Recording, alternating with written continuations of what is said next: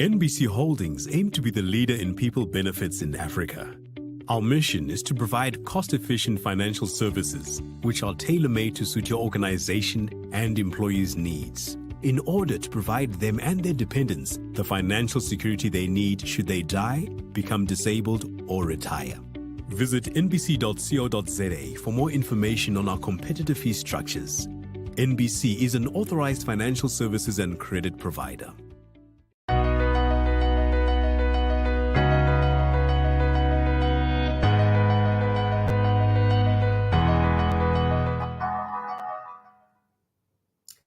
Good morning and welcome to our first legal webinar of the year. My name is Nicole Makoloko and today I will be your host for the day. Today we're hoping to get through some not only legal topics, but something along the lines of investments and financial planning as well. We hope that we really enrich you today, and we hope that our clients and our fellow colleagues are able to grasp some knowledge today that they might not have known before. So our first speaker of the day is Karusha. She graduated from the University of Johannesburg in economics with an honors, and then she joined NBC Holdings in 2011, where she was in the actuarial department. Thereafter, she moved to the investment consulting department in 2016, where she was a junior consultant, and currently she is now the divisional manager of the investment consulting department. So for now, I'll pass you over to Karusha. Take it away. Thank you, Nicole, and a warm welcome, and thank you to our audience for joining us today. So I guess I'm going to go straight into my presentation. And what I will be doing is I'll be unpacking two topics that were mentioned as part of the Minister's budget speech. So firstly, what we're going to look at is we're going to look at the proposed two-pot system. And secondly, what we're going to look at is the impact of the amendments to Regulation 28 of the Pension Funds Act. So to unpack the two-pot system, I thought of simple questions that members would have regarding this proposal. And so I formed answers around these questions from the information that we have at hand. So just to jump into it, what is the two-pot system? So National Treasury has proposed the two-pot system, which allows you to save 1/3 of your retirement contributions in a pot that you can access over a 12-month cycle. The compromise to this is that 2/3 will then need to be preserved up until retirement. So how is this different from the current system? So currently, fund members are unable to access their retirement savings while they are still working for the employer. However, upon withdrawal, including retrenchment, a member can access 100% of their retirement savings. And unfortunately, what we've seen in industry is that this has actually been leading to quite low preservation rates and also very poor retirement outcomes for our members. This is further exacerbated by increased resignations by members to be able to access this money. So we look at also why has this been proposed? And I looked at three different objectives. So firstly, we do have a poor savings culture in South Africa, and this can be attributed to a lack of knowledge of investments, as well as discretionary and retirement savings. So with that said, discretionary savings are very low, and this is mainly attributed or due to high costs, high minimums, and very daunting rules that these saving platforms are known for. However, this has really been removed by NBC Holdings through our subsidiary known as Rise Asset Managers, where these high costs and high minimums are no longer a deterrent for people to improve on their retirement savings. But you can read up all about them on their website. So the two-pot system is being proposed to encourage savings through regular contributions to a retirement fund while a member is still working or during a person's economically active years. Because as it stands statistically, household savings average just above 2% of GDP per annum.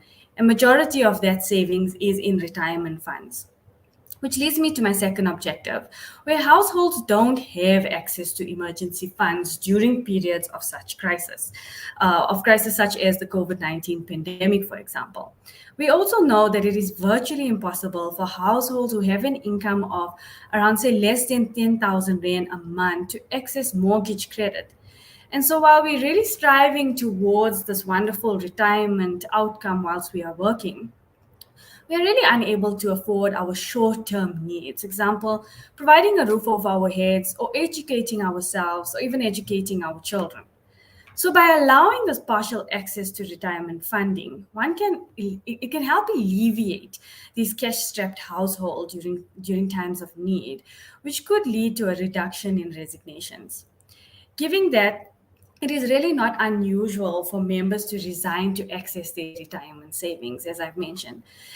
With the compromise of having to now preserve 2/3 of your retirement fund, it leads me to my third objective of preserving retirement funds as far as possible so that we can improve on our members' income replacement ratios at retirement and improving on our members' retirement outcomes. Because also as it currently stands and what we do see in the industry and as an investment consultant to many funds, what we see is that on average, members' income replacement ratios are sitting between 25 and 30%, and that's very low. So this two-pot system essentially gives us the best of both worlds. So how does the two-pot system impact our members' retirement outcomes? And what we looked at initial mathematical modeling that was done by the Actuarial Society of South Africa. And it suggests almost 100% improvement in retirement outcomes. But this was also done under specific circumstances. A specific set of assumptions. So we're going to be looking at these three different scenarios of members' IRRs and how members' IRRs have been impacted and will be impacted by the introduction of the two-pot system. So looking at the current system, we look at a member like Claire. So Claire has joins the fund at the age of 20. She changes her job every 7 years, and that every time she changes her job, she tends to withdraw that money that she saved in that job and goes and spends it, right? And then when she eventually gets to the age of 50, she now realizes that, okay, I need to start preserving. I'm close to retirement, and then now she starts to preserve her benefit. The outcome of that is that Claire ends up with an income replacement ratio of around 15%. What does it mean for Claire at retirement? At a final salary of around, say, 20,000 Rand a month, she would now receive a benefit of just about 3,000 Rand per month. We then look at a member with the two-pot system in place. Tandi also joins the fund at the age of 20. However, she accesses her 1/3 pot every 5 years until she reaches her retirement age. So what does that mean for Tandi? Well, her income replacement ratio is now 36%. As you can see, almost doubling the current system in the Claire situation. So if Tandi had a salary of around 20,000 Rand per month when she was about to retire, she would then receive a retirement benefit of around 7,200 Rand per month. We look at these two systems and then we think to ourselves, okay, what is the downfall to the two-pot system, however? The downfall is the temptation that it creates for that member that would have potentially never accessed his retirement benefit or her retirement benefit. And now being able to access this 1/3 portion. The result of what we've seen is that you're going to end up having worse retirement outcomes for these kind of members as opposed to the current system. So we looked at a member, Mike, who joins the fund at the age of 20. He never would have accessed his retirement fund. And under the assumptions of the Actuarial Society, Mike would have an income replacement ratio of around 52%. So similar situation, if he had a final salary of around 20,000 Rand, he would receive a retirement benefit of 10,400 Rand. So, looking at these three scenarios, we want to now look at how is this two-pot system going to be implemented? And I think the next few questions that I've looked at tends to be a little bit more important. I think firstly, what we're going to do is we're going to look at how does this work? So this is going to help explain to members how it's going to work. Currently, what we're seeing is that we have two systems that are already in place, right? So if we look at the timeline that I'm showing now, a fund credit that is accumulated up to the 28th of February 2021, you would have been able to, you are able to access 100% of that retirement benefit, and or upon withdrawal or retirement, you'd be able to access 100% cash. And then we take your contributions and investment returns that are accumulated after 1st of March 2021, which was known as T-Day. Between the T-Day and what we have labeled as A-Day, which is the possible day of the two-pot system being implemented, you will be allowed to take 100% of cash upon resignation or withdrawal. However, upon retirement, you would have to take 1/3 in cash, or you'll be allowed to take 1/3 in cash, but 2/3 of that bucket would need to be annuitized. If we carry on with our timeline and we look at these two different buckets, these are your vested rights, or what is known as your vested rights. And so whatever benefits you enjoyed within this era, being prior to the two-pot system being implemented, you would continue to enjoy that going into the future. So to clarify, the two-pot system as it stands would be implemented on monies accumulated from a point in time. So to continue with the timeline, from A-Day onwards, we came up with A-Day because we said accessible day. With A-Day onwards, all contributions and investment returns accumulated would then be split into these two pots. Roughly 1/3 of that would be accumulated savings, which a member would be able to delve into over a 12-month cycle. And the compromise is that the other 2/3 would remain inaccessible until retirement, which is what the departure is from the current system. So, but we should look at this compromise as a positive compromise, because this compulsory preservation, and as already shown, could help to improve the retirement outcomes. And as we know, that is a bit of a sticky topic currently in the industry. Looking at what is the practical challenges to having to implement this two-pot system. The practical challenges that we've looked at is the adaptation of administration systems and processes. So given the complexity of the changes, and as just explained from the timeline, you're almost looking at holding 3 different buckets for a member, 3 different policies, we can understand that this is going to be a very complex system change. We then also looked at the tax treatment of this 1/3 withdrawal pot. And upon reading the white paper, there's really no clear direction as to how tax is going to be treated in this two-pot system. So I'm not going to get into that because I think that's still going to be quite a lengthy discussion. As an investment professional, we looked at the possibility of redesigning the fund's investment strategy. And I'll get into that a little bit later as well. And then I think what's the most important one is the communication and education to members.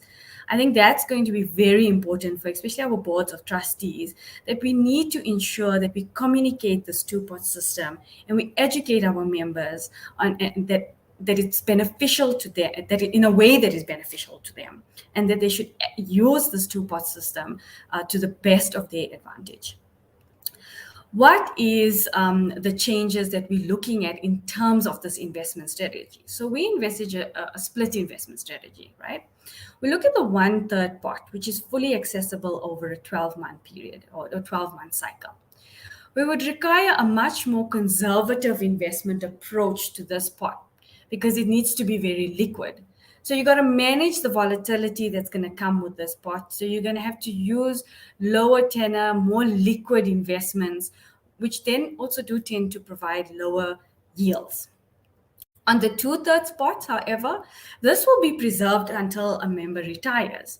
And so given that it is inherently a longer investment horizon, the investment strategy can definitely be more aggressive.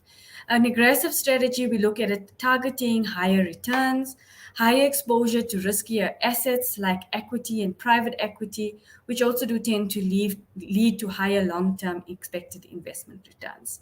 And this can also help to encourage further retirement savings. I think we're going to lead now to the most important question. I think the question that's on everybody's minds. When do we expect this two-pot system to be implemented? Taking into account almost everything that I've already said, we expect that at least 2 to 3 years for this two-pot system to be fully implemented, given the complexity of the changes. Industry is currently waiting for draft legislation to come out mid-2022, as mentioned in the Finance Minister's budget speech this year. And I think that will give us a better idea of how this two-pot system is going to essentially pan out in the industry. What kind of changes would need to be executed? And then it would also probably give us a better timeline on when this would be implemented. In our department, we looked at what are the alternatives to the two-pot system, because we looked at a lot of challenges to implementing this two-pot system. What could be the alternatives? And back in the 90s, NBC pioneered what is known as pension-backed home loans in provident funds and pension funds. And we felt that this could be a better alternative to the two-pot system. It could be easier to implement because it would only require small changes to be made, and it would also not hamper the long-term saving cycles of members and therefore improve retirement outcomes. I mean, just briefly on PBL, or pension-backed home loans, is that a member has the ability to use his fund credit as collateral to be able to get a mortgage, to build a house or buy a house, maybe. And when we say that this won't hamper members' retirement outcomes, is that how the pension-backed home loan works is that a member borrows against his fund credit, but essentially pays it back over time. And that's why we say, your retirement outcomes, even by borrowing against your retirement fund, remains unchanged. And that's why we say that this could be an alternative. Looking at, extending the pension-backed home loan system to not just being home loans, but maybe education as well, taking into account education. And given that this kind of was brought or pushed forward more by the COVID-19 pandemic, maybe also assisting people with medical aid or medical aid bills, because we know that's quite difficult for some people to get. I think moving on from the two-pot system, I want to talk a little bit more also on the impact of the changes to the Regulation 28 of the Pension Funds Act. What is it? So in the budget speech, in the 2022 budget speech, by the Minister of Finance announced that changes to Regulation 28 of the Pension Fund Act will now allow retirement funds, pension funds, provident funds, to be able to externalize much more of their money. So being able to take 45% of the assets of a fund outside of South Africa. What they did is they collapsed Africa and international into a single pot of 45%. We looked at three different aspects that would essentially, what does it mean, this allocation of higher money to be deployed outside of South Africa. The three things we looked at was the scope for higher investment returns. This has been, anticipated, and what we see is that fund managers will have an access to a much larger universe of investments in comparison to what we have here in South Africa. This results also in increased diversification and a scope for much higher investment returns. What we see is that this could also be a precursor for more prescriptive legislation around asset allocations such as infrastructure, which we have heard about already, and ultimately prescribed assets as well. The second one we looked at was the impact that this has in the JSE, as well as our local businesses. We kind of see both a positive and a negative to the impact it has on the JSE and our local companies. So we said that developed markets tend to have this dominance. And so with that, particularly in the US dollar, the US markets, capital is almost guaranteed to flow to these more developed markets. What will be the negative is that the rand tends to weaken as a result. This ready pool of capital that has been here in South Africa and that was compulsory to be deployed within South Africa will now tend to be deployed outside of South Africa.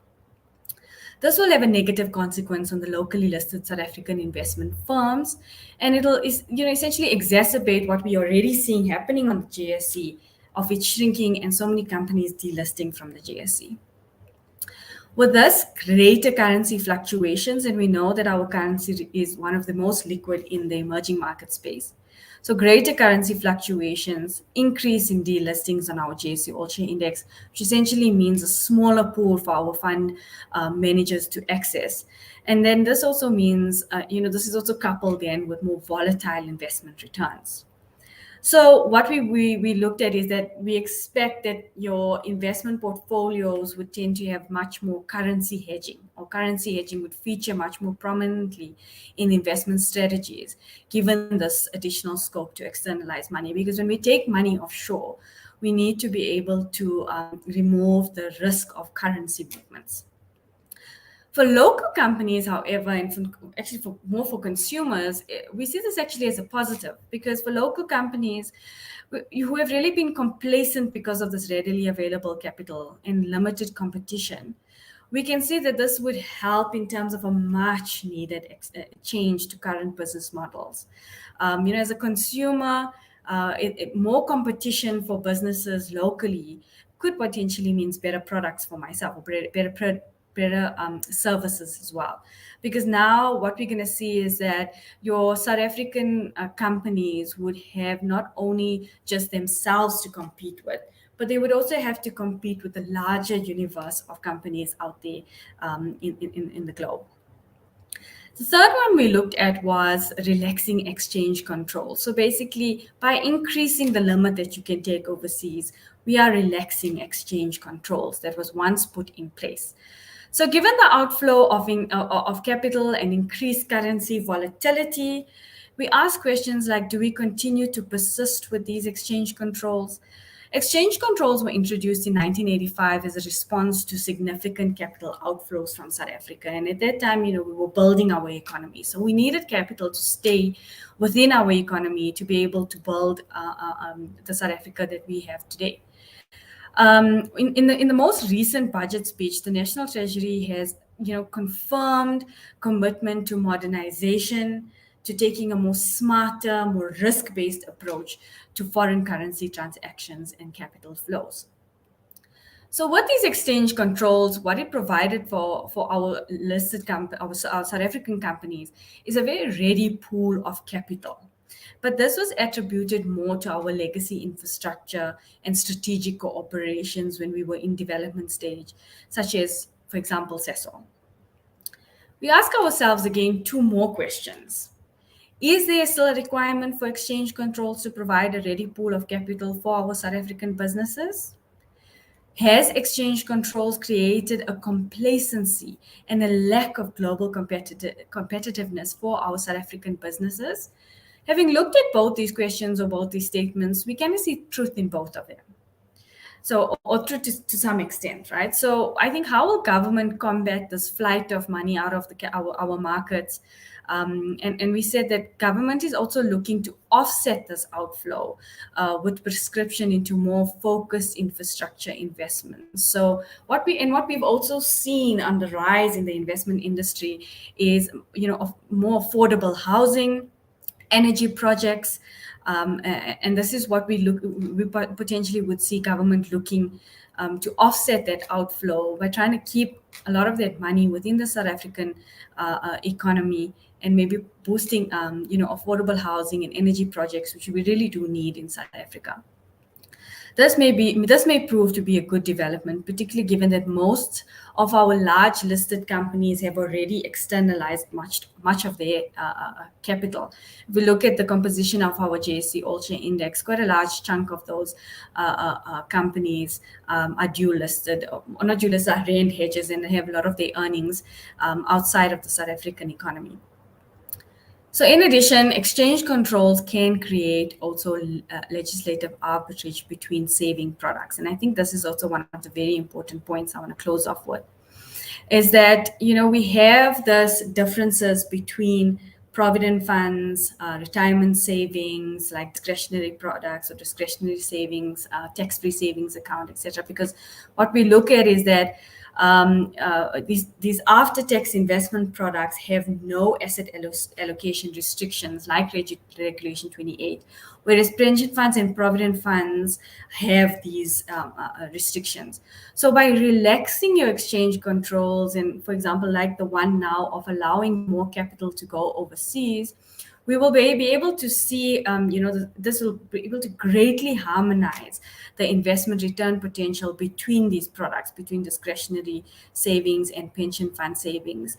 And I think that's what would really be an encouragement for further enrollment into pension schemes, because you want to be able to take up that advantage of the inherent tax benefits that comes with further contributions into your pension schemes. So I think, that's my presentation of unpacking the two-pot system, and giving you an idea of what the changes of Regulation 28 means for us as members and as trustees of provident funds. And I hope that this has helped to put to bed a lot of questions that have been raised out of the budget speech, of members being able to access their money and what it means, and when it will be implemented, and also what it means for Board of Trustees in terms of being able to externalize more provident fund money outside of South Africa. Thank you, Nicole. Back to you.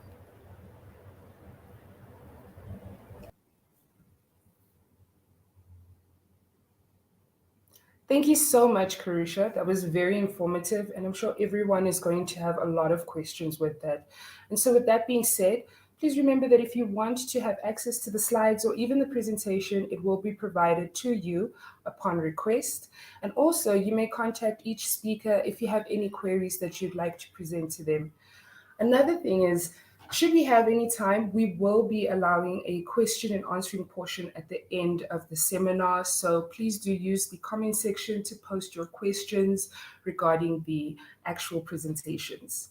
And next up, we're going to have a topic about financial planning, which is so critical to not only our clients, but ourselves in general. So I hope that we really are engaged in the presentation, and I'm going to pass it to our financial planning guru, Lulamile. Personal financial advice.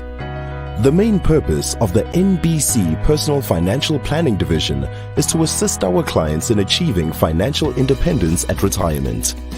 An NBC Personal Financial Advisor will utilize his expertise to best advise the client with investment option vehicles available at retrenchment, retirement, and life-changing events such as death and disability. Our personal financial plan is there to manage your finances so you can achieve your short-term and long-term financial goals.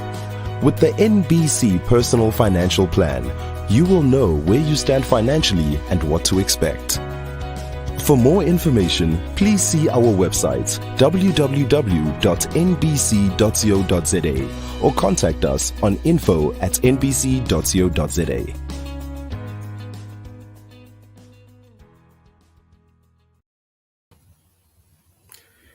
Good morning, everyone. Thank you, Nicole, and thank you from Karusha as well. So part of my presentation is actually going to be building on what Karusha was presenting on as well. There's going to be a little bit of topics that interlink. One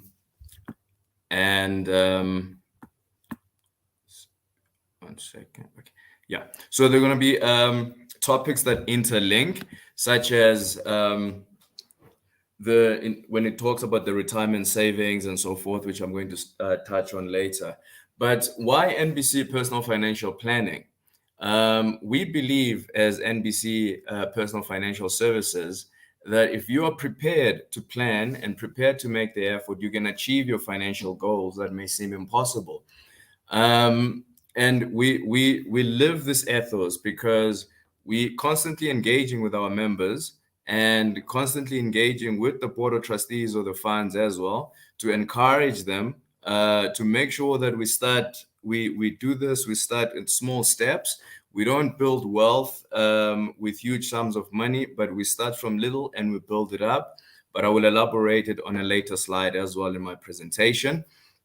And of course, as accredited financial planners, we're always available to assist and make this process less complicated. Like Karusha was saying, sometimes it can be daunting, speaking about all these financial terms. However, as your service provider, as your financial planners, as your consultants, as your investment consulting services professionals, and as your administrators. And we are here to assist you with that and address those questions and make them as simply and make them less complicated and as simply as possible. How are planners available to assist you? So this is very big. What we do is there are a lot of companies out there that do financial services, that do financial planning, and the market is saturated and everybody will come and they'll promise you heaven and earth. And sometimes they don't even deliver half of what they promise you. However, here at NBC, we believe in what you would describe as stakeholder engagement. What does this mean? It means that we partner with you as a member of a provident fund, of an NBC administered provident fund or pension fund. We get to understand you as a person the same way we get to understand the funds that we work with, the various board of trustees that we deal with. We get to understand what are your values, what is important to you. And then from there, from that understanding, we then begin to build a relationship that will allow us for you as our members to open up to us, to have those daunting financial conversations that you sometimes feel that they're personal and you otherwise have with those that are closest to you. So we open up the space, we get to understand you, and then from then we then propose our solutions. And we also schedule advice days and information workshops that are obviously best suited to the operational needs of the employer. And these have in recent years, these have proven to be very successful, where we've had members engage with us at the various members of the various funds, and people sort of came to understand. At times, though, what we've heard is you should have come 10, 20 years ago. I would have made better financial decisions. However, you know what they always say, that the best day to invest or the best day to plan for your future, for your financial future, was yesterday. Another best time is today. So these are very critical. These member engagement sessions that we have, and we're able to sort of also brief the members that, listen, you need to prepare for your retirement in 5 years, in 10 years, start winding down your debts. Begin to actually speak with your family members as well. Let them understand that in 5 to 10 years, you're going to be living on your life savings. So those who are in university or those who are in school, they need to make sure they do well, they finish at a record time. And it becomes a family effort in order to make sure that the member achieves that financial freedom at retirement as well. So what are our solutions as NBC Personal Financial Services? We break it down to two. We've got pre-retirement solutions. Karusha actually touched on this, that we've got a very low savings culture in this country. The savings is not prioritized in South Africa, and people usually think that you need huge sums of money to begin this. However, you start small. And how do you start small? You can start from as little as 200 rands per month, but I always encourage people to actually increase that to about 500 rands per month. Then leave that money in there. You can leave it in discretionary funds. That's your rainy day fund. What does it mean? It means that in the event of tire burst, or we know now that because of obviously the effects of the war that's happening in Ukraine and Russia, fuel prices have tended to have gone up, and that's going to hit a lot of people in their pockets. And where now people who, in certain instances, will probably have to use their credit cards to fuel up their cars, or they're going to have to borrow money in order for them just to do the bare minimum. Whereas if you start saving from early on and put money away as little as possible, these savings tend to come and rescue you later on when you need financial assistance. We know that we sort of advise that it's better when you do it with a payroll deduction. However, obviously, with the new FICA laws and the new the POPI Act that's come into effect, sometimes, the requirements tend to be quite stringent. So we always recommend that people be disciplined, our members be disciplined, and do this through rather have the asset managers that we work with, be it Rise or any of the asset managers that we work with, have them debit directly from your bank account. And that way you also know what's going in and what's going out, and you're able to keep track of what's happening with your finances as well. And should you need your finances, you always have access to them within 7 business days. And that's on the discretionary side of things. That's basically you keeping money there for a rainy day. And then we also have obviously what we describe as compulsory funds or compulsory savings, which is a retirement annuity savings, which you can also start from as little as 500 rands a month. And I always tell people, whoever I speak with, be it colleagues here at NBC Holdings or is it our members that we communicate with, I always encourage them. It doesn't matter how much you start with. You don't necessarily have to do it with us, but it will be nice if you come and do it with us. However, when you can start, a retirement annuity is the best investment you can make for yourself in South Africa. Number one, because of the tax rebates. Number two, because you are paying your future self, and you'll only have yourself to thank. For instance, if you take 1,000 rand a month for 16 years, you put it in a balanced fund portfolio, which is sort of a medium risk portfolio, to put it in simple terms. In 16 years, you will have 1 million rand if that compounds at about between 8 to 9% per annum. So you can just imagine, you put away, and then people may think that 16 years is a long time, but investment is not a sprint, it's a marathon.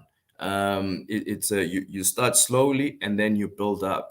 And then the more disciplined you become, the more money you put in. And obviously you do that with a reputable financial institution like NBC Holdings, and you sit down with an accredited financial planner here at NBC Holdings who will assist you in this as well. And we also have post-retirement solutions. Just to touch on something here, with regards to, just to link this up with what Karusha was talking about with the 2-pot system that the government is trying to, this legislation proposals are great, but I think the country has, we've got sufficient legislation for now in order for people to have the knowledge that they need, number one. Number two, in order for them to make the informed decisions about their finances.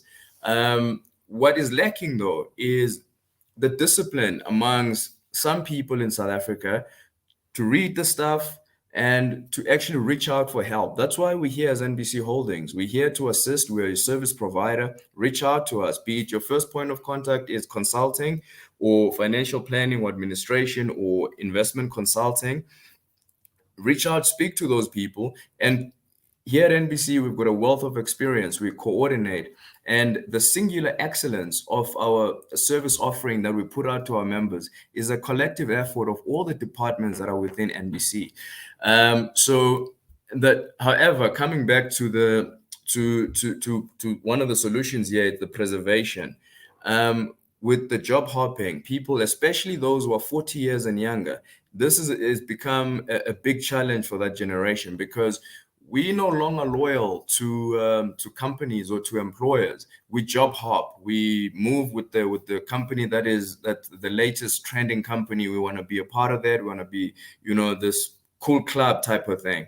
So then when we leave our current employer, we tend to cash all our money in, forgetting that we're actually stealing from our future self.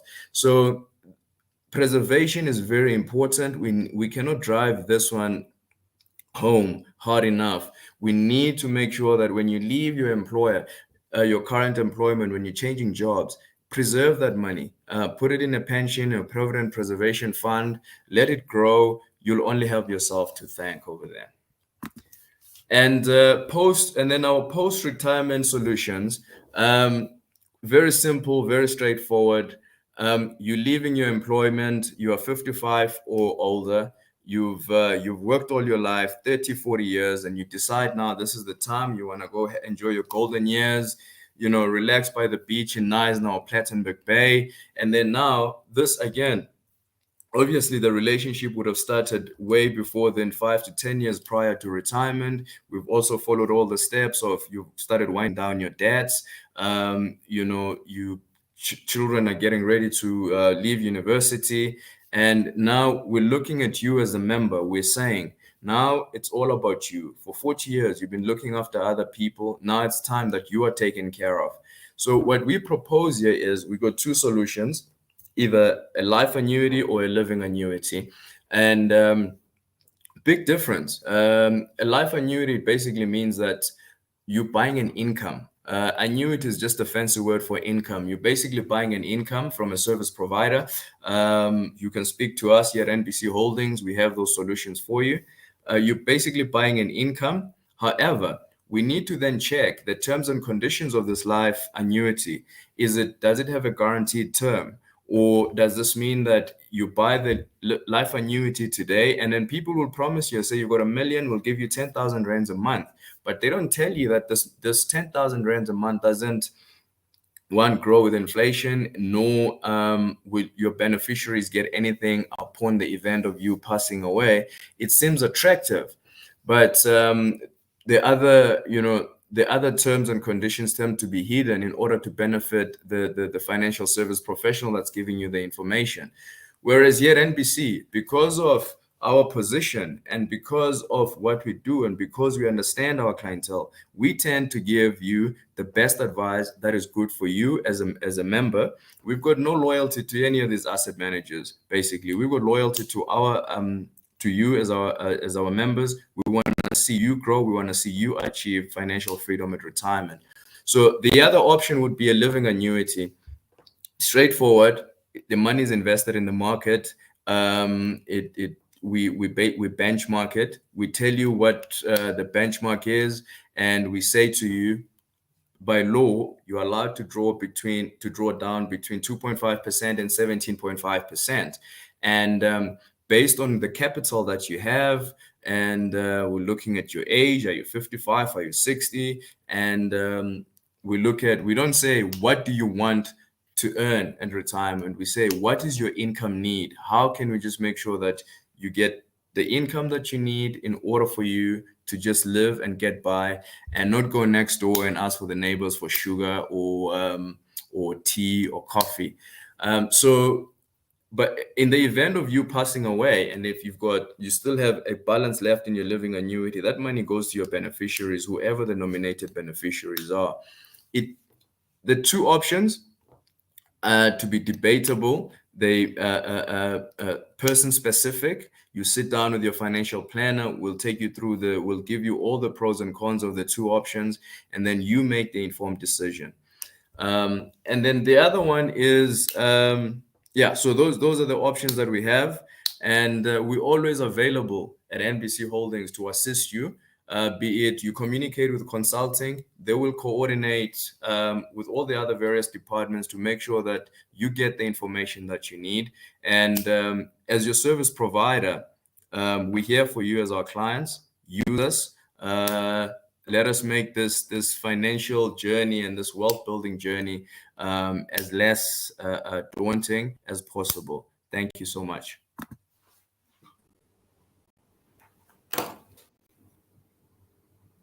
Thank you so much, Lulamile, for that informative presentation.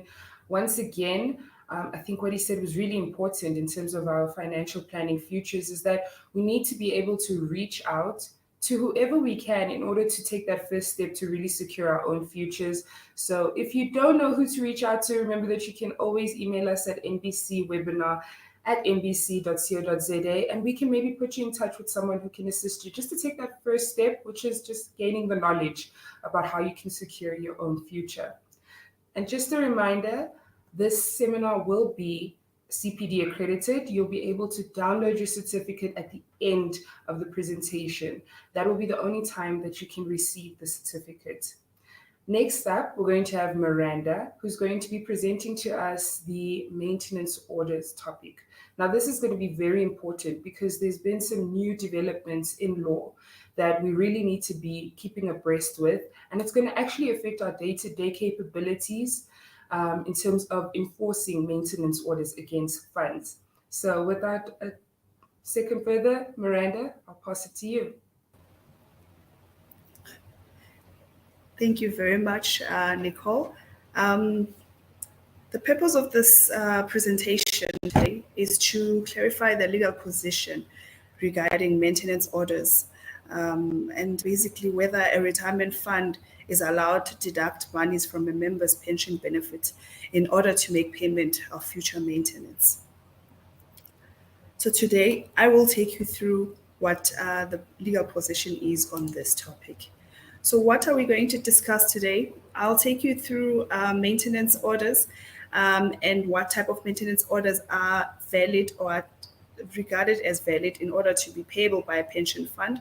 We're going to talk about the intention behind pension fund legislation in the context of maintenance orders. We'll speak briefly about relevant legal provisions that apply to this topic, as well as talk about the case law relating to future maintenance. And I'll then close off the presentation by briefly discussing current maintenance and what the law says about that. So what is the intention behind pension fund legislation? So principally, the intention is that retirement fund income is supposed to be provided to members, and benefits are supposed to be provided to members and their beneficiaries. In the unlikely or unfortunate event that a member passes on, their beneficiaries are supposed to gain from the retirement fund benefit. So as a result of this, the Pension Funds Act, protects pension fund benefits from being deducted willy-nilly. So we are only allowed to make deductions on pension fund benefits in exceptional circumstances. So the provisions that address this type of protection is Section 37, capital A of the Pension Funds Act, and the permissible or allowable deductions that can be made from a benefit are in Section 37, capital D of the Pension Funds Act. I want to now briefly discuss exactly what is contained in these provisions that I've just mentioned. So I've already indicated that the Pension Funds Act offers a large amount of protection, and for obvious reasons. You want to make sure that members' benefits are protected and they are used for the intended purpose, being the use for retirement and use in the case of disability or death. So here, what the Pension Funds Act says is that a member's benefits may not be reduced, transferred, ceded, pledged, or hypothecated, or attached or executed, except in instances where the Pension Funds Act or the Income Tax Act or the Maintenance Act allows. Just a short, point to mention. With the protection of pension benefits is so important, and it is so highly regarded that when a member or a person who is a member of a fund is insolvent, their pension benefit doesn't form part of the insolvent estate, because that pension benefit is supposed to be protected and used only for that specific purpose that a pension is created for. So what are the allowable deductions in terms of Section 37, capital D? This section specifically sets out these exceptions, and I will mention them very briefly.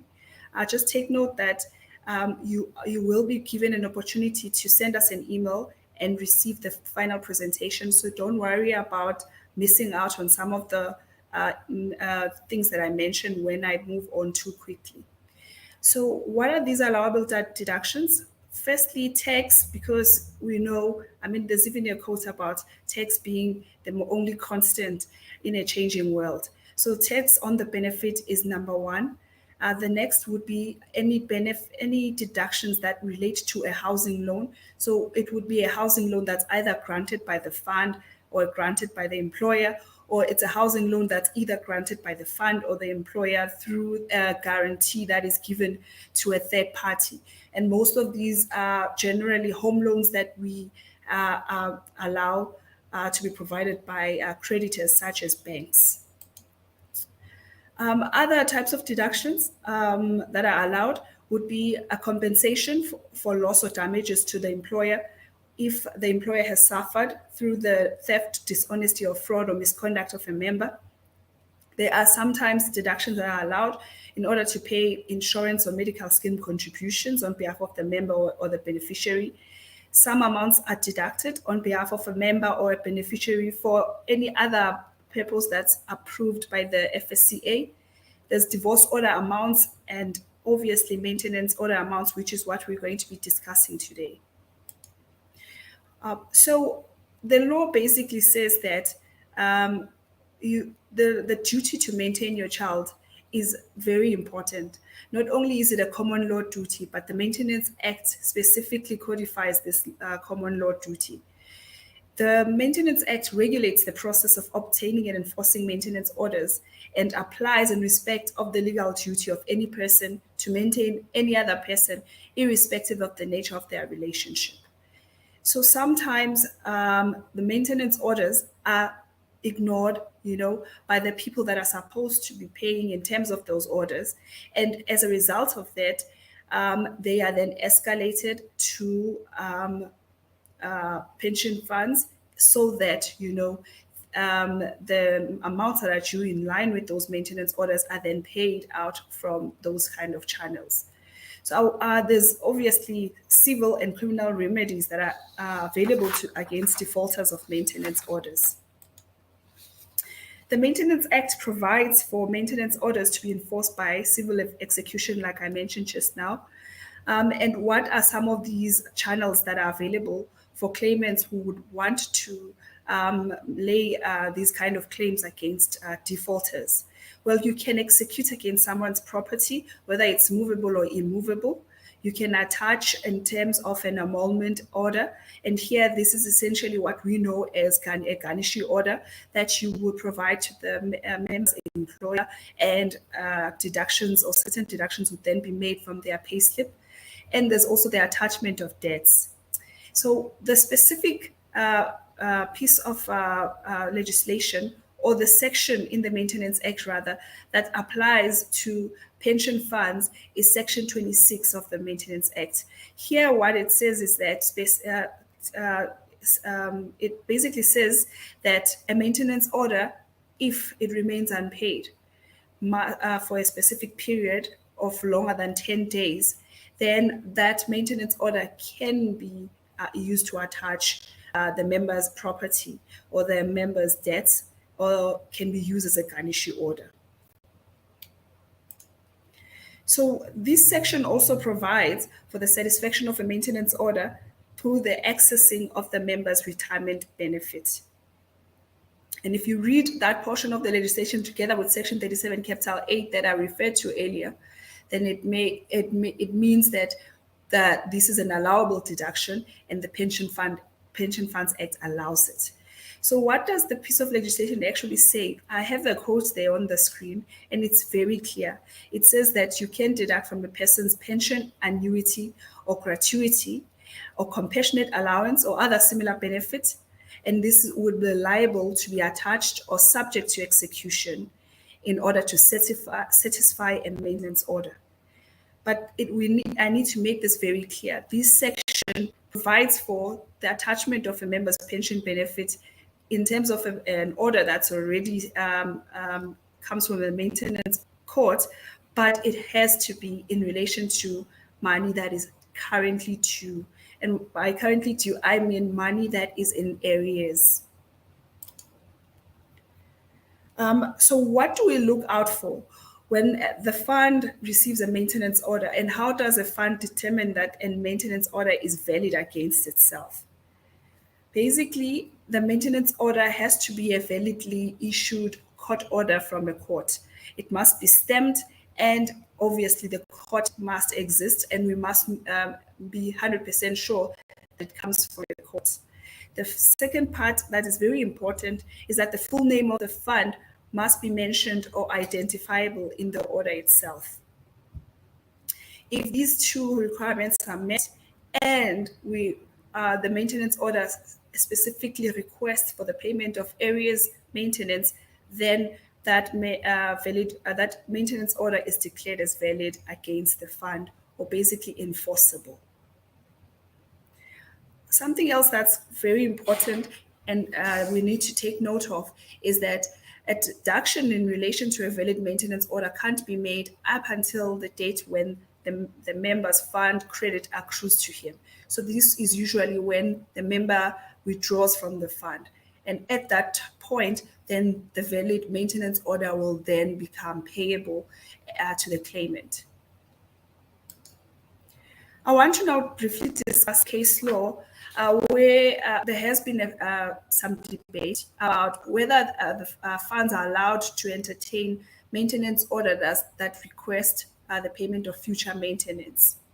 So we have a matter that was held in 2003 that basically said that future maintenance must be paid, but only in exceptional cases. I want to just go through the facts of this matter.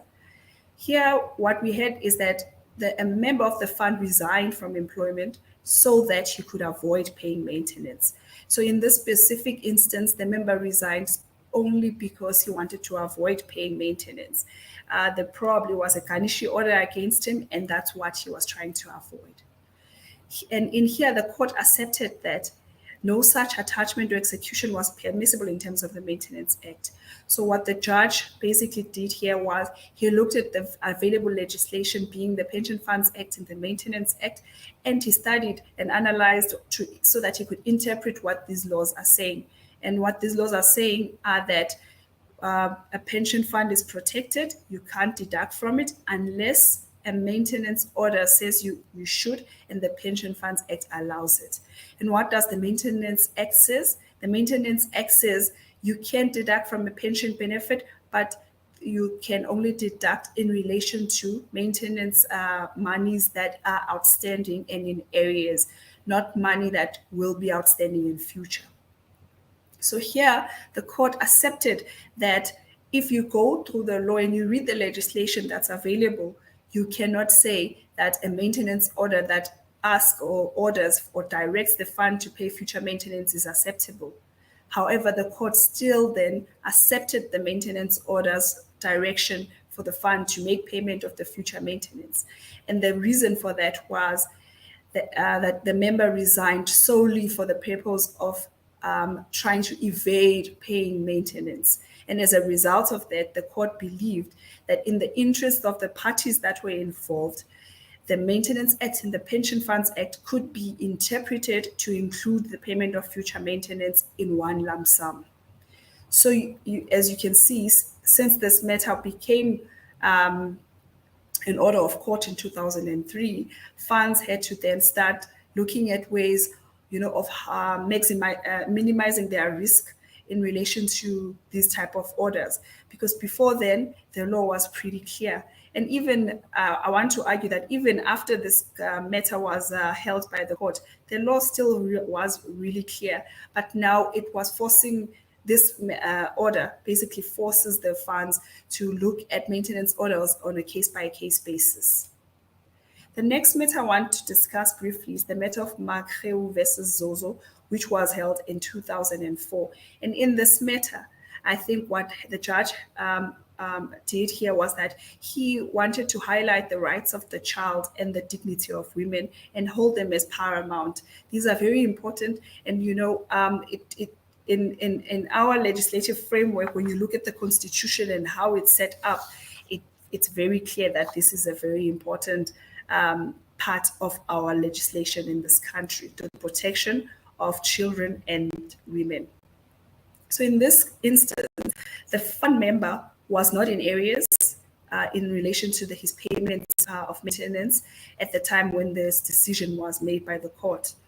However, the court found that the attachment of pension fund benefits in relation to future maintenance was something that you could not do. However, the court directed that if we want to ensure the rights of children and the dignity of women are upheld, then sometimes you must hold that these future maintenance orders be payable. And that's what happened in this case. So we then moved along between the period of 2003 and 2015. there was this debate between the courts in relation to exactly what the law has to say. And in the meantime, there's no amendments that were made in the Maintenance Act, and there were no amendments that were made in the Pension Funds Act, which, as you can imagine, brought a lot of confusion. You know, us lawyers like things to be certain and clear. I know against popular belief, people believe we like things to be shaky and wavy so that we can go and fees and go and argue them in court. But we prefer things to be airtight, and we want to know exactly where we stand on things. So we were very happy, as you can imagine, when the court in the matter of Sentinel Retirement Fund versus Mtambo kind of settled this issue in 2015, which was 7 years ago. So here the court had to consider the same question being, can a fund pay future maintenance as a lump sum? So here it was confirmed by the court that an order that directs a fund to make a payment of this nature is an order that is contrary to the provisions of Section 37 capital A and capital D of the Pension Funds Act, read with the Maintenance Act. I've already made this very clear. So basically what the court says is that if you make this kind of deduction, you are basically making an illegal deduction, because there's no legislation in this country that allows for you to make such a deduction. And here, what essentially happened is that we then confirmed through this court decision where we stand on this matter specifically. I want to also mention a pension fund adjudicator matter that was heard in 2019, which was discussing this subject as well. And this is the matter of Morake versus All Mutual Wealth Preservation Pension Fund. And here, I want to just briefly discuss the facts. So what happened in this instance is that the complainant's daughter had a child that was fathered by a member of a pension fund. And according to the complainant, this member had agreed to make certain monies, to make payment of certain monies in relation to future maintenance. And he did not have an issue with such future maintenance being deducted from his benefit so that they could be used for the benefit of his child. So he wasn't employed anymore. He stood to gain a pension benefit from his fund, and he consented to a future maintenance amount being paid to his minor child. The maintenance order for area maintenance was for an amount of 5,800, and the future maintenance amount was for 44,200, and it was granted in 2018. So in this respect, the complainant then obviously forwarded this order to the fund and requested for the fund to make payment of these two amounts. The fund, obviously, following the High Court decision that I just mentioned now of Sentinel, the High basically said that, well, we are not allowed to make the payment of the 44,200 being the future maintenance because the law doesn't allow us to do so. So the complainant was not happy with this and then sent the matter to the pension fund adjudicator for her to decide on what was the approach. So here what the pension fund adjudicator said is she highlighted the decision that was made in Sentinel and basically said that Section 37 capital A, read with the Maintenance Act, Section 26, basically says that the only deduction that is allowable from a pension member's benefit is the deduction of area maintenance from the defaulter's benefit. And this section only allows for this. And right now, we don't cater for any other type of deduction. And as a result of that, she then dismissed the complaint of the complainant. And I want to just highlight, based on the speakers that we had previously, the major topic that is obviously on everyone's lips right now is the two-pot system. And the speakers that we had essentially highlighted the fact that the two-pot system, or one of the issues that we could see as being criticism against the two-pot system, would be the fact that if we are creating means for members to draw on their pension benefit without giving them an opportunity to put money back into their funds, similar to a situation like a home loan, for example, where you borrow money against your credit, your fund credit, but then you are given an opportunity to pay it back over a period. So when we create a mechanism that allows members to draw on their funds, but we don't provide for a solution where those monies are then paid back into their fund credit, aren't we actually going back against, the main reason why a pension benefit is created in the first place, being that it's supposed to protect the member's benefit until he retires, or in the instance where there's a disability or a death. So that's another reason why courts and the legislation are very, very serious about not allowing this future maintenance to be made from a member's benefit. Because if we allow any other deduction to be made from a member's benefit, then we are actually going back on the intention that was created in legislation. So what this means essentially is that it would be in the best interest of the child and the mother, as we know, for people to make payment of maintenance when they are supposed to. However, there are other channels that the claimant or the minor or the major child of a member who is a member of a fund can access. You can claim the money from his bank account, for example. You can claim the money through other channels like executing on their property. So there are other instances, and the pension fund benefit should obviously be their last resort. And we shouldn't have a situation where we go to the pension fund first before we exhaust all the other channels. So a similar legal principle applies in relation to current maintenance. Current maintenance is basically maintenance that is due for that specific period. So if you come to the fund and you request or you direct that the fund makes payment of maintenance that is due for that specific month, or you ask for a fund to set aside a portion of money in its coffers, and then you ask for the fund to make that payment to the claimant in monthly installments as and when they become due, then you ask for something that a fund won't be able to do, practically speaking.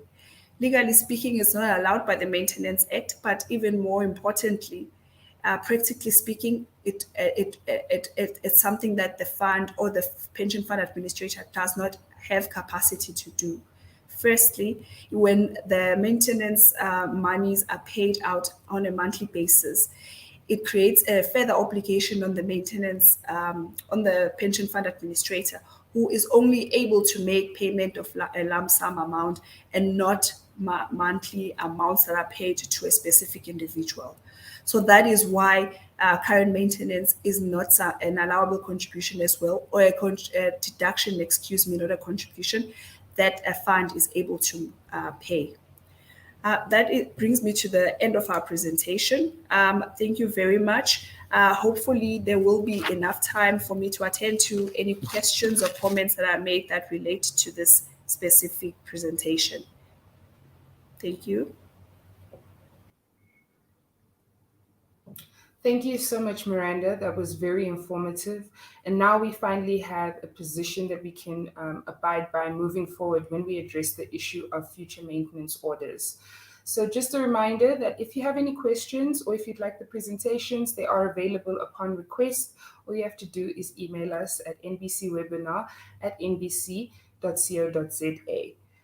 Next up, our next speaker is going to be Esther, and I'm sure many of us are very familiar with her. She's going to be giving us a bit more of a practical experience on how to deal with actually implementing Papaya. So without any further delay, I'm going to pass it over to Esther. NBC Legal Services. The NBC Legal Department consists of qualified lawyers who handle generic and complex legal issues applicable to the retirement fund industry.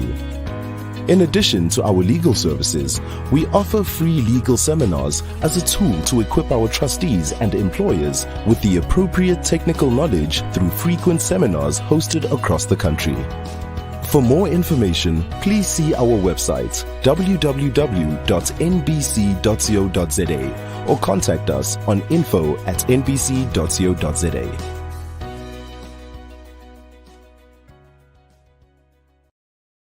Thank you so much, Nicole, for that introduction. I will be talking about POPI compliance in a practical way. In the last two presentations that we had, or the legal seminars that we had, we looked at POPI from a legislative perspective and the requirements that you're supposed to meet in terms of what the law says. Now we're going to look at the practical implementation of the legislation within your body, whether it's a fund and it's a company or a close corporation. You need to make sure that you implement POPI if you're dealing with personal information. And just to recap, we want to talk about what POPI means. POPI is the Protection of Personal Information Act, and it means that, or what it stands for, is protecting your personal information as individuals and how it is processed within bodies or entities. And then it relates with our Promotion of Access to Information Act. Promotion of Access Information Act is about promoting the access of individuals to their personal information, whether it's being housed by an insurance house or an investment corporation or a company. You have the right to access that information or to request access to that information for you to check whether it's accurate, it's correct, or it's up to date, or even ask for them to delete that information if it's no longer relevant for them. So the two pieces of legislation speak to each other and are quite important in the implementation of procedures going forward. The initial deadline that was given was for the 30th of June. And I say initial because I know with any new piece of legislation, as it comes up, it is not always easy to roll out new procedures within an environment as the deadline is set. So obviously there might be changes that continue to go on within bodies as they discover that how the take up of these new procedures has happened within their businesses. Again, it's important to understand who the role players are within the POPI and PIA environment. We speak about the responsible party, and as we said before, the responsible party is the person who is responsible for processing personal information on behalf of an individual, or what they call a data subject. And this person would have received authorization or consent from the data subject. Then we have an operator. An operator is the person who has received authorization from the responsible party to process the information on their behalf. So the operator usually has a relationship with the responsible party. So say, for instance, if we would like to personalize it in our environment, we would say the responsible person would be, for instance, the fund, and the operator would be NBC Holdings, as they are given authorization by the fund to process information on behalf of members. Then we, of course, have our information regulator, and they play a vital role in ensuring that we adhere to the legislations, or they give guidance as well to make sure that there is a proper understanding of how these processes or procedures can be adhered to. And then, of course, it's the data subject whose personal information is being processed. That person is called a data subject. It's usually an individual, but it could also be a company. So if a company has to send their due diligence documents to another company in order to form a relationship, they become a data subject, and they have rights enshrined within both POPI and PIA. So as I've mentioned before, the funds would then be classified as responsible parties in that regard. Now, in order for us to understand how to implement POPI within our environment, we have to first understand the 8 conditions of lawful processing of personal information. The Act goes into detail with these 8 conditions and stresses on what they entail. And it's important to understand them because all the processes that you implement within your environment must relate or come back to these 8 conditions. And just to go back to what those conditions are, we spoke about accountability, and we said accountability relates to the fact that a responsible party must make sure that they are accountable for whatever personal information they collect, how they process it, how they retain it, and how they destroy it. It must all be within the required laws and regulations. And then we spoke about the processing limitation, and we said this means that when you're dealing with processing limitation, you must make sure that it is lawful. The way you're processing information is lawful and it's fair and it's with the consent of the data subject. Consent is quite important when you're processing any personal information. And then we said purpose-specific condition relates to the fact that when you're processing personal information, it must be for a specific purpose that is defined and understood by both the data subject and your internal processes. So you cannot process information outside the specific purpose for which it was collected in the first place. And then we look at the condition of further processing limitation. Further processing limitation means that you cannot process information for more than the reason that you collected it. So if you collected it, for instance, to provide someone with life cover, you cannot then process the information later to check if they can perhaps get a funeral cover unless you first disclose to that data subject that you are going to process their information for a further purpose than the initial purpose that was communicated or it was intended for. Then we look at information quality. The condition for information quality relates to ensuring that the information is always up to date and that it's been checked with the data subject. That means that there should be new processes that are placed or that are put in place to make sure that you always go back to the data subject, whether it's a form that you send every 4 years or whatever the case may be. After doing a risk assessment, you need to look at your own environment to see how often you can send a form to your clients or to your data subjects to check whether the information that you collected initially is still up to date. Information relating to their name, address, and proof of banking details, if, for instance, you deal with any of their banking details.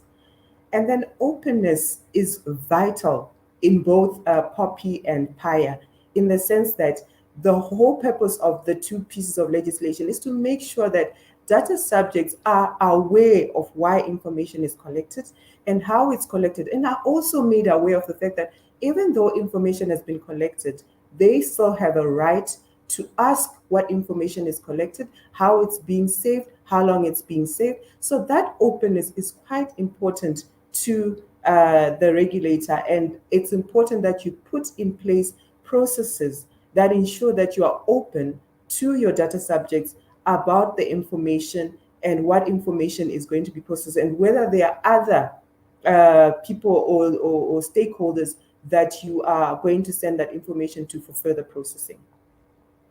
Then we look at security safeguards. Now, security safeguards relates to your technical systems that you currently have in place. Especially if you collect a lot of data, if your business relates or your body knows that they collect a vast number of data that relates to personal information, you need to make sure that you incorporate good security safeguards. And that means that you, of course, employ or appoint service providers to make sure that your current technical procedures are kept up to date, which means that, for instance, if you're sending out a statement to a client or a data subject, it's password protected, as an example. Or you also make sure that if you receive information, only the people within your body or entity that have to have access to that information in order to process it are the only ones who are allowed access to that information, and not just everybody within the body just because they are within your body. And then we look at the data subject participation. That condition relates to, especially if we're looking at the Promotion of Access to Information Act, it now relates to making sure that the data subject or an individual or client in whatever form or manner has an understanding that they can participate in the form of information that is kept on their behalf, and that they can request information, update information as they see fit, and that they can even get notifications regarding breach of information that would have occurred within the business. That all relates to data subject, and it's quite vital in the processes that you will implement within your entity. Now we want to go straight into these practical ways to ensure that you process information or you create procedures within your environment that relate to the processing of personal information and also access to that information for data subjects. The first requirement set out in Section 55 of the Protection of Personal Information Act is the appointment of an information officer.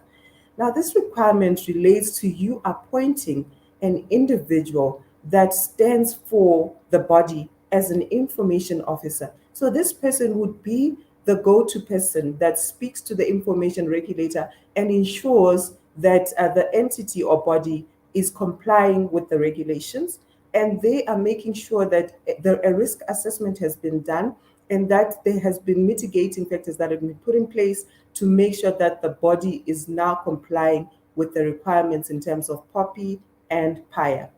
Now, the Act makes it clear that this individual is ideally someone who is highest in authority within a body.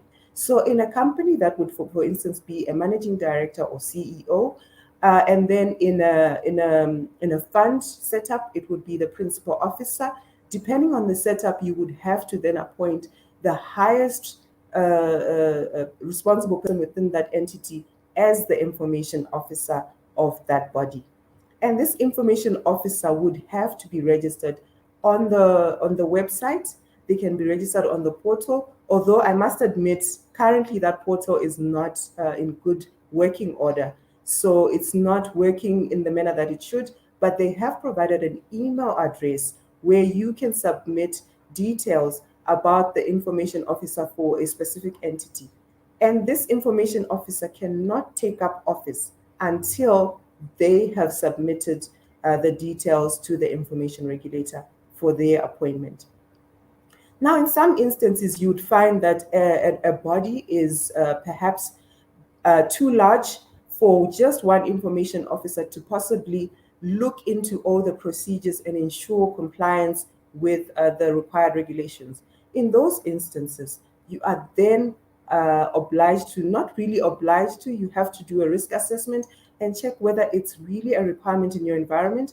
And then after that risk assessment, you can appoint a deputy information officer. And this should ideally be someone who's knowledgeable, who has taken time to go through the pieces of legislation and has a good understanding of what the requirements are. And also, it doesn't have to be just one person. It can be a couple of individuals that are appointed. Maybe you find that there's many divisions within an entity, and there's a lot of processing of personal information that takes place, which means that in that regard, you would appoint a few deputy information officers to make sure that there's proper monitoring of the processes and uptake of the new procedures relating to both POPI and PIA. We will obviously circulate the presentations on request, as we previously mentioned, and I have provided that registration address here, the email address, because as I've said that the current link on their website, the Information Regulators website, doesn't work the way it should. So in the meantime, you can submit appointments of information officers to registrations.io@inforegulator.org.za. And the information officer is also responsible for making sure that a compliance framework is developed, implemented, and monitored.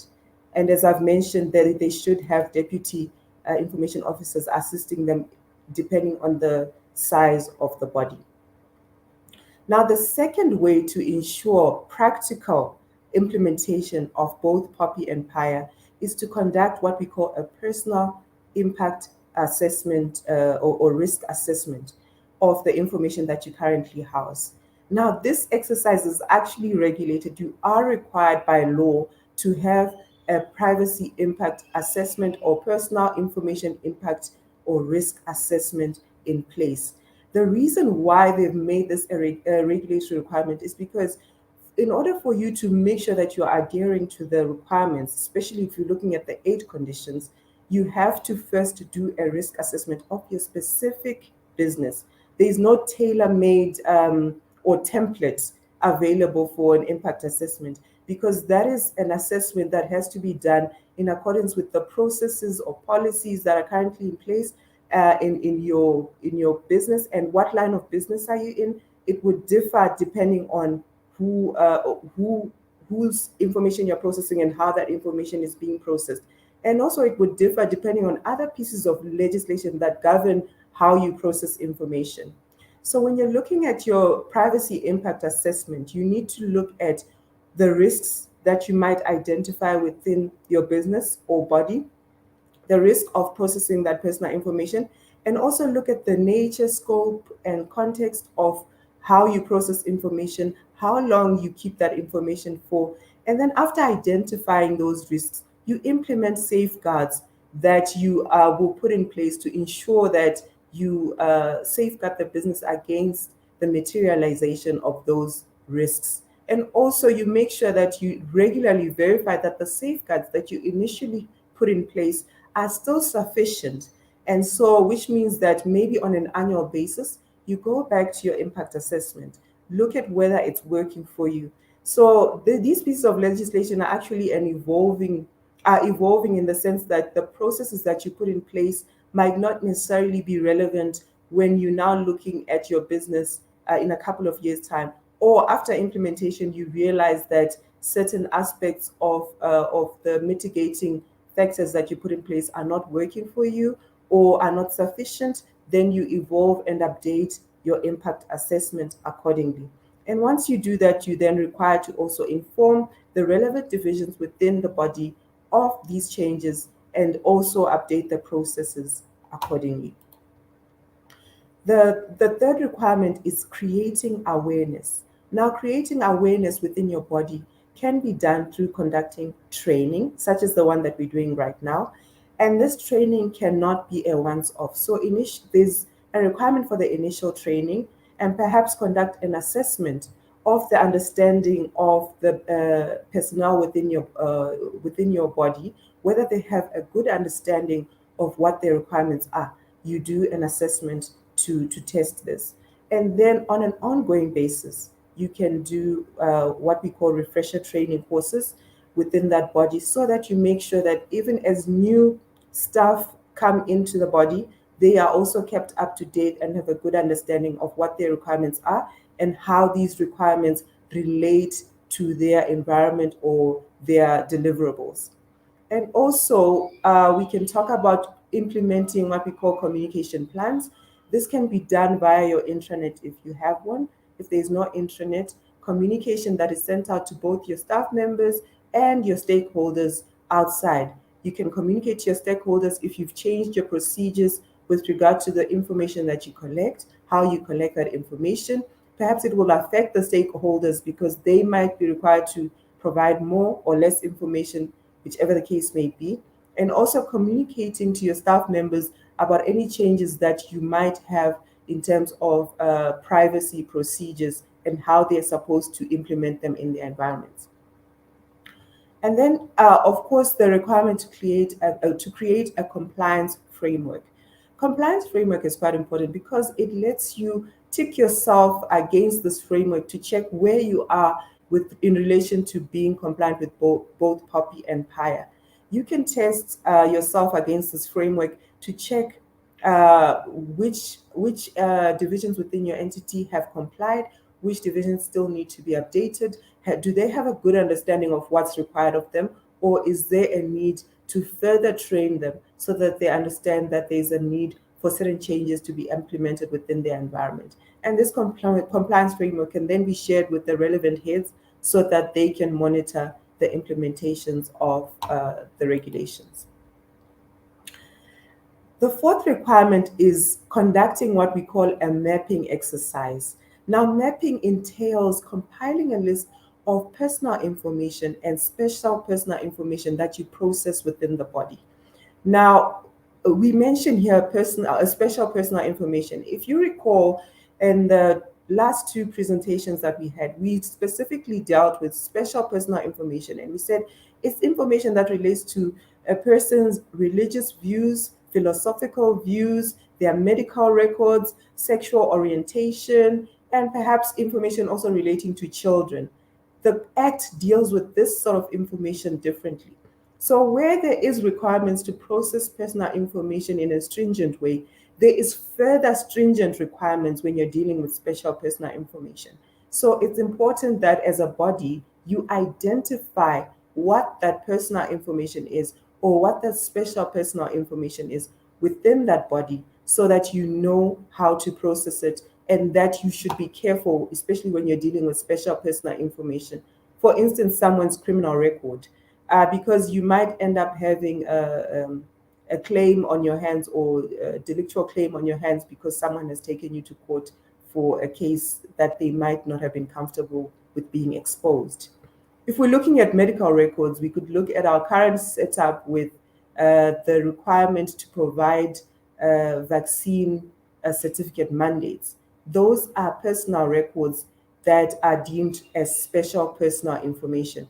And hence, a business is required to put in place policies or processes to ensure that information does not leak to for perhaps other individuals within the same entity that do not need to have access to those records. So when you're doing this mapping exercise, after you've listed all the personal information that you house within your entity, and it's important to do it per division or per class of employees or members of a body that deal with information, so that they can then ask themselves the question, where is the information being processed? Why am I processing this information? Is there a need? Maybe after looking at it, you would realize that we might not need to collect this sort of information, and hence you will update your processes and say, for instance, not request a person's banking details if you are not going to use them for whatever reason within the company or body. And then also you need to ask yourself, what type of information am I processing? As I mentioned, the purpose and how long that information is retained. Now you need to have a document retentions policy or procedure set up after this mapping exercise to ensure that people have an understanding of how long they keep personal information and how and in what manner or format that information can be kept. Say, for instance, if your company kept a lot of information in hard copy form, you may now look at it and say, is it okay or is it important for us maybe to now ensure that we shred a lot of paper and go into a paperless environment that allows us to have more safeguards on personal information that we keep within the business. And again, as I said, when you're looking at mapping of information, you're looking at the rationale. Why are you processing this information? Is it important? And look at the records. Make sure that you're not keeping them for longer than you need to. And also look at what information is in your possession. Is it complete, accurate? As I mentioned before, then you need to send to your clients a data update form. Make sure that they update the information so that you always have accurate information that you keep in relation to your clients and stakeholders. And of course, there's now a requirement to de-identify or destroy personal information when there's no need to keep it anymore. And this should all be specified in your records retention or document retention procedure.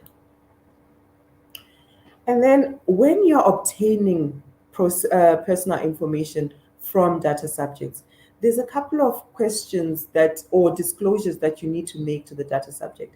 So it's important that you now create a disclosure document that allows you to provide certain information to your data subjects, and of course also prove to the information regulator in the event that there's an audit that you are complying with this requirement of informing the data subject of this information that you're required to disclose before collecting information.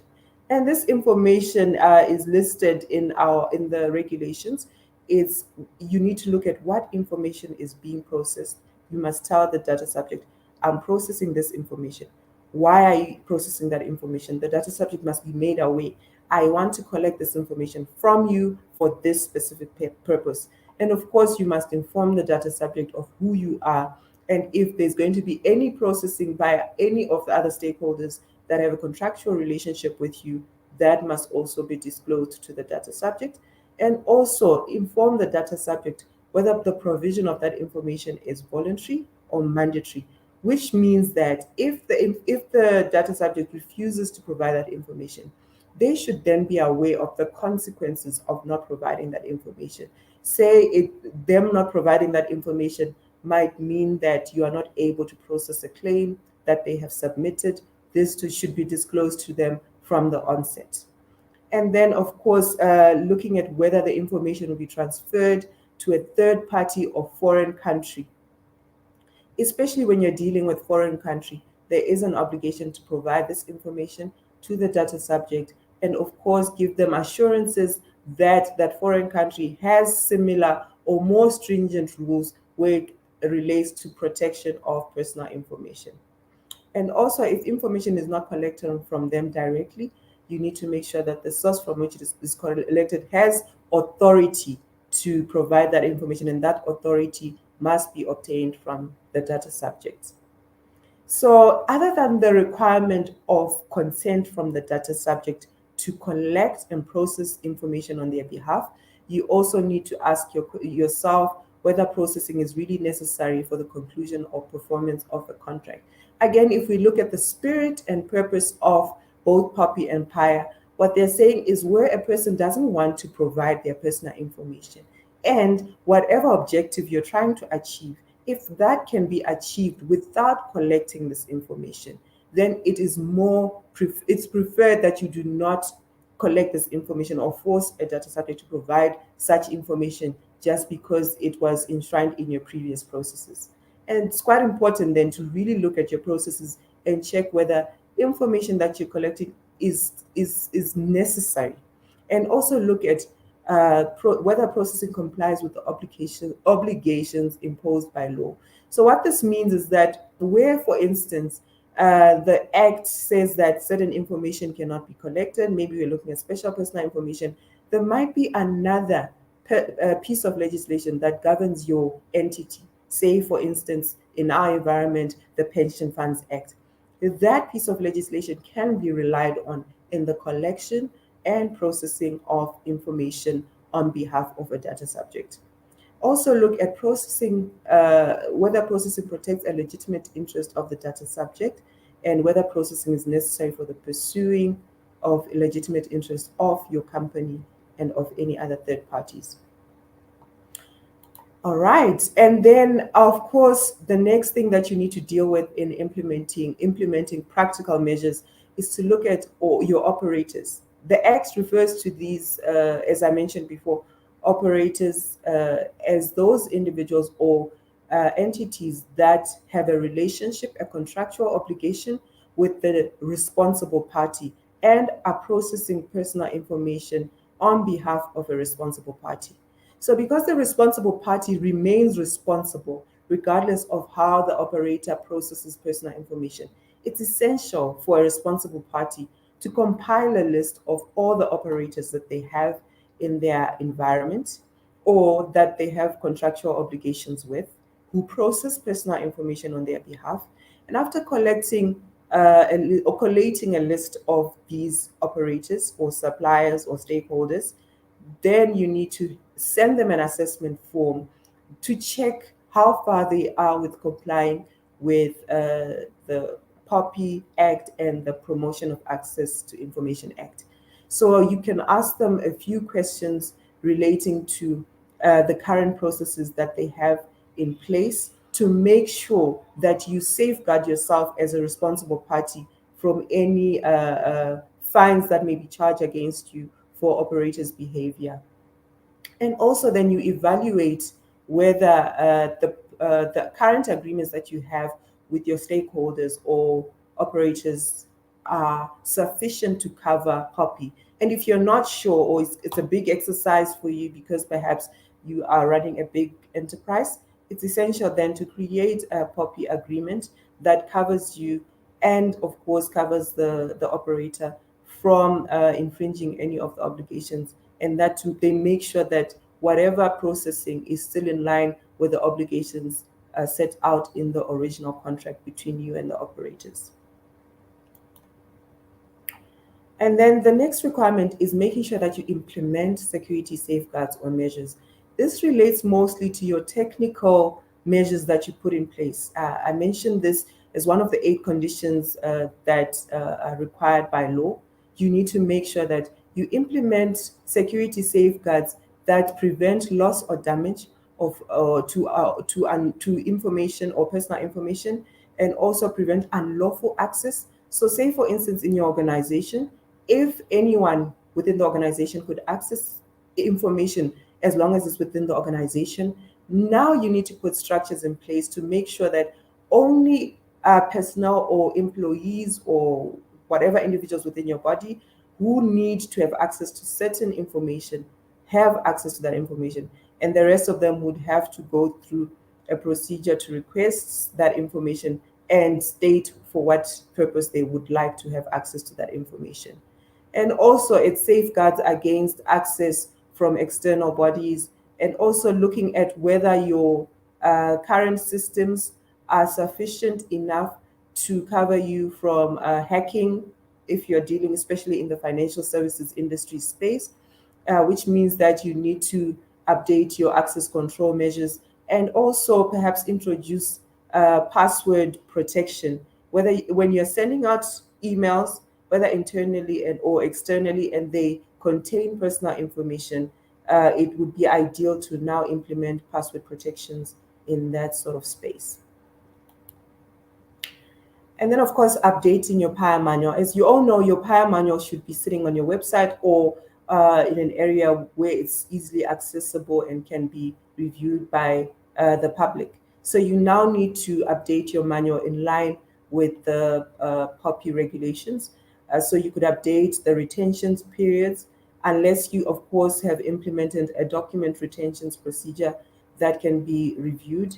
You could update the destruction processes, which means within the manual you could have a form that allows an individual to request destruction of information, especially where the relationship between the data subject and the responsible party has been terminated. And also requesting, putting in place a form for requesting of information. If the data subject wants to review the information that you currently have in place, you can give them that access. And if they want to delete the information, as I've mentioned before. And then the other way of practically implementing POPI within your environment is ensuring that you have internal measures and develop an adequate system to process requests for information or access, and to manage data breach. As I mentioned before, you could put it in the form as part of your PIA manual. You can place a POPI request procedure form. You can request. You can also place a POPI breach and incident form within that same policy. But internally, you must have a register that shows when information has been, personal information has been requested from a client. And also, depending on your risk assessment, you could decide that it's necessary for us to keep such a register, because you usually have that sort of request coming up frequently, and hence it will allow you to monitor how those requests are actually dealt with. And also creating what we call a POPI breach and incident policy and procedure. This is quite essential because where there's a breach, the law now requires you to inform the data subject that there has been a breach within your company, whether or not it has directly affected that data subject, and then informing them of what measures have been put in place to ensure that that breach does not materialize into something that might affect them. This allows the data subject to also protect themselves in the event that they need to protect themselves against, fraudsters or any other thing that they might need to protect themselves against. The last requirement is creating policies that deal with protection of personal information and promotion of access to information. I think I've already mentioned that a policy like the document retentions policy, a privacy notice must also be put in place. One must be placed on your website so that it's easily accessible. And then, of course, informing your clients of your privacy notice via correspondence or newsletter. And this could also include maybe a change in the procedures of collecting personal information notice, and of course creating new policies and procedures that relate to security safeguards. So your IT policies and procedures must be updated. And sorry. And your data breach policies must also be updated in line with your current procedures. Thank you so much for listening. If you've got any questions, please feel free to ask. Thank you so much, Esther, for that informative presentation. And I see that we have just a few minutes for us to address questions. So we're going to just have the whole panel up, and then we're going to start with the questions procedure.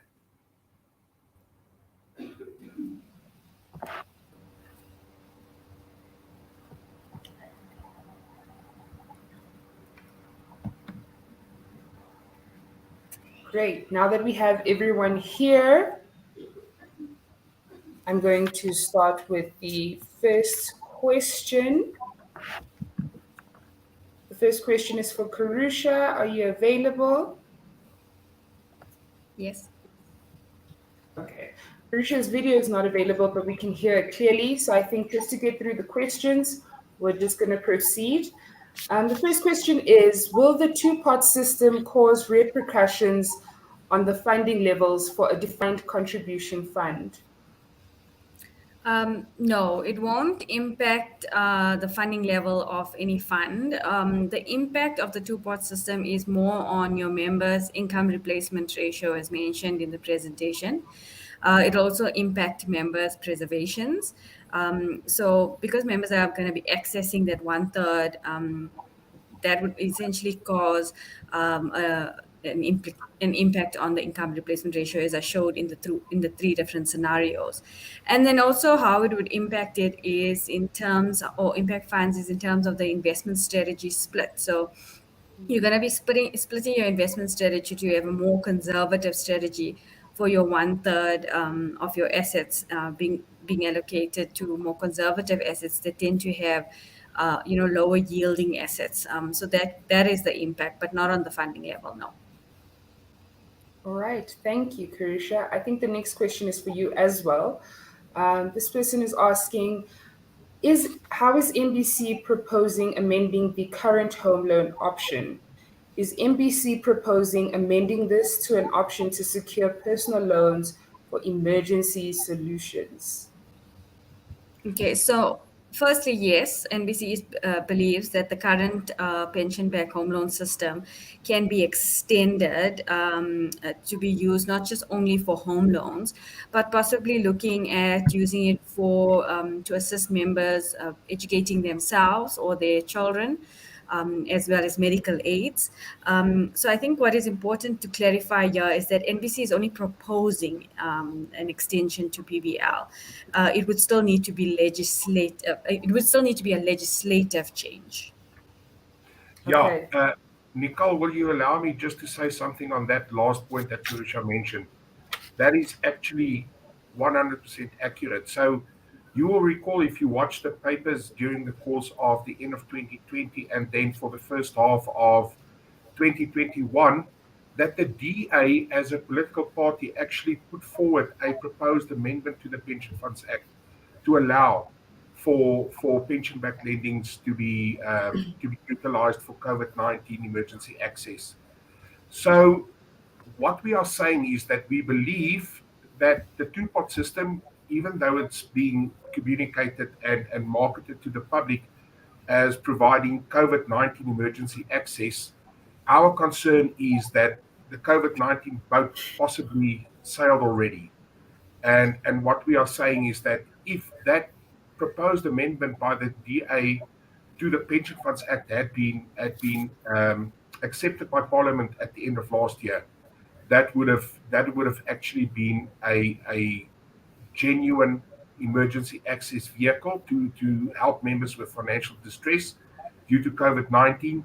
But as we know now, that bill has not been accepted. So even though we like that idea as NBC, I think we have to accept that ship has also sailed, and that the two-part system is the only proposal on the table that's being considered formally at this point in time. Thank you for that, Lieb and Karusha. And the next question as well is for Karusha. what are the main issues that will have to be addressed before the two-part system can be implemented? I think for us, it's more looking at the challenges to implementing the two-part system. So what would need to be addressed is your administration systems would need to change to be able to accommodate the records of members in terms of splitting their investment fund credits into the 1/3, 2/3. To be able to keep track of members that access their money, members that don't access their money. I think the biggest one is going to be the tax implications and how that's going to be dealt with. And there's no indication as yet as to how that's going to impact the implementation process. I think that's from my understanding. I don't believe there's anything else to add. No, I don't. Look, what we received thus far is a discussion document. So I think the entire industry now anxiously awaits the actual proposed amendments to the legislation. And only from that point onwards will we be able to give a more accurate assessment. But at this stage, Karusha, I do agree with you. Some of the details, and as we know, the devil is in the details. Some of the details are outstanding, which makes it very difficult for us to accurate projection of what we can expect. So let's see when that comes out and take it from there. All right, thank you. The next question is for Miranda. Can a member consent to a maintenance order for future maintenance? Thank you for that question. So a member, the simple answer to that question is no. A member cannot consent to a maintenance order for future maintenance. And this is because Section 37, capital A of the Pension Funds Act does not allow the member to grant or to consent to a deduction of that nature. Because remember, I said earlier, the only kind of deductions that we are allowed are deductions that you can only make in terms of the Pension Funds Act and the Maintenance Act. Pension Funds Act read with the Maintenance Act don't allow for any kind of maintenance deduction unless it's for areas maintenance monies that are owing. All right, thank you. I think the next question is for you, Miranda, as well. What is required for the current uncertainty to be resolved? Yes, that's very interesting. The only thing that would allow for a change or for this uncertainty that we're going through right now to be stopped would be for the legislation to be amended. The legislation would have to be amended, being the Pension Funds Act and the Maintenance Act, so that the landscape is more clearer and everyone knows exactly where they stand. Nicole, I based this on one of the comments that I saw from one of our attendees today. What do we do? Because here's the dilemma from a pension fund trustee perspective, Miranda. So the fund is now in receipt of a validly issued maintenance order, which you cannot just ignore. You don't have that luxury. It's a court order. What do we do to mitigate the fund's legal risks in this regard in light of that decision that you discussed with us? What do we do practically to mitigate the fund's potential liability in that regard? Thank you for that, Lee. A very good practical solution would be for the fund to write to the parties that are involved, being the maintenance officer and the claimant, and basically say to them, the fund is happy to hold the amounts that relate to the pension, the future maintenance order amount. We are happy to hold it while you lodge a complaint with the pension funds adjudicator. And then obviously after the adjudicator has looked at the matter and issued a determination, the fund will then have to abide by whatever determination comes from that office. And in that way, the fund would protect itself from a risk perspective by, making sure that these funds are not touched up until the adjudicator has a determination. And at the same time, the fund would not find itself in a situation where the future maintenance is paid to the member but then the adjudicator, for whatever reason, disagrees with the fund at a future event. Yeah, can I just add one concluding remark there? So, as pension fund trustees, I think our fiduciary duties go both ways. First of all, you have to comply with the court order, but secondly, we also have a fiduciary duty to the member. And if we know that the case law expresses clearly that a future maintenance order is not enforceable in terms of the current legislation, and we know that they are busy proposing changes to it, then we have a legal duty there too. So I do think that that proposal is one that tries to find the middle of the road so that nobody incurs unnecessary legal risk. And then ultimately, this is our dilemma that we sit with as pension funds. Even if that maintenance officer remains aggressive or combative, in the final assessment, if the fund has to decide whether it's going to incur legal fees to fight this battle, our advice would always be no. The fund should not be incurring legal expenses to fight a maintenance battle on behalf of a member. And what we'll do then is we'll communicate clearly to all the parties involved. But I do think that this is a process, and I like your ideas, Miranda. I think that is how you mitigate your legal risks.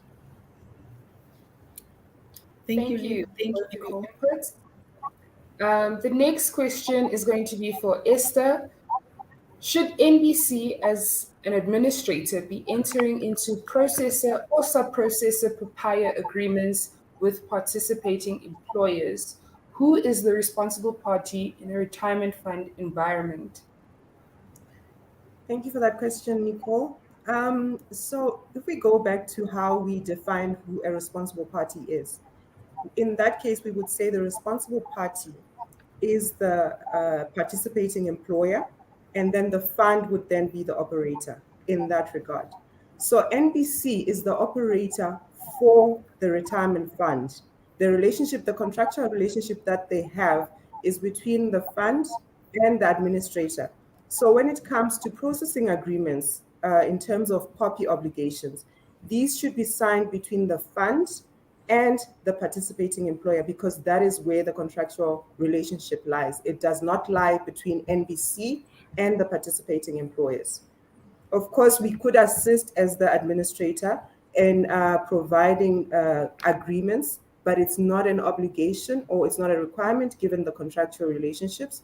There's no requirement or obligation for the participating employer to sign an agreement with the administrator. Thank you. Okay, thank you for that one. I think this one's going back to Karusha. Will there be additional fees not currently in place when withdrawing from the 1/3 pot? Will it be a flat rate or a percentage value of the withdrawal? And has this been considered? I think it's too early to comment. I think we rather wait for legislation to come out for us to have any comments with regards to fees on the 2-pot system. What I can say, Nicole, is in our engagement with the legislator and Treasury on this particular point, we as an industry feel that it's the member who must pay.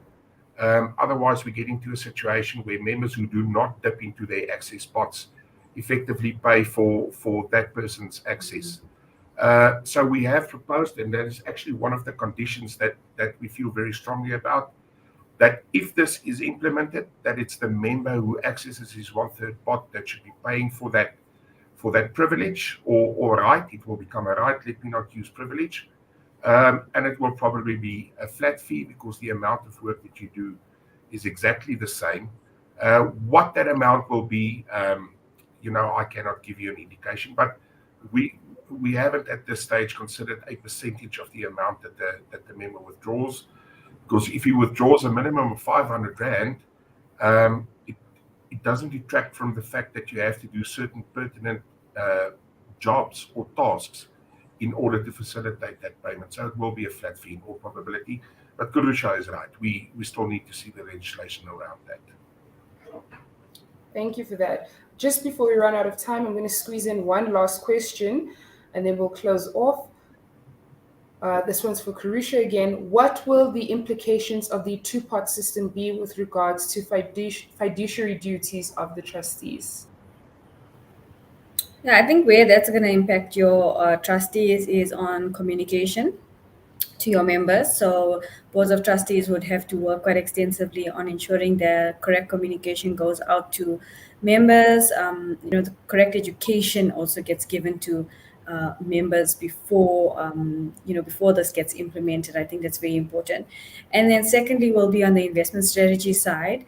Where trustees would have to now look at a split investment strategy to be able to cater for both the 1/3 and the 2/3 spots, under the guidance of their investment consultants.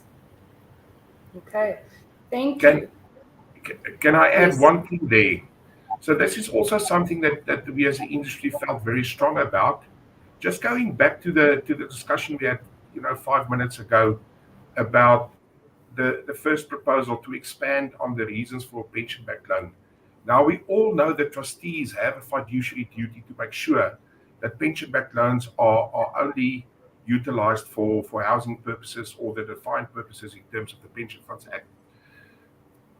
What we have as an industry proposed is that if the two-pot system is implemented, that trustees do not incur additional fiduciary duties over and above what Kirusha has mentioned, because those will be practical issues for trustees to concern. But trustees mustn't be called into action to decide whether a member gets to access his third pot or not. So it must be an automatic right. And I think that is something that we must keep at the back of our heads, because what happened on the evening of the budget speech, actually, when you listen to Minister Gonongwana's speech that evening, he said something that isn't in the policy discussion document. He said that funds will have the right to decide whether members get access to the 1/3 pot. Now, that was something completely new. It could have been an oversight that slipped into his speech by the speechwriters.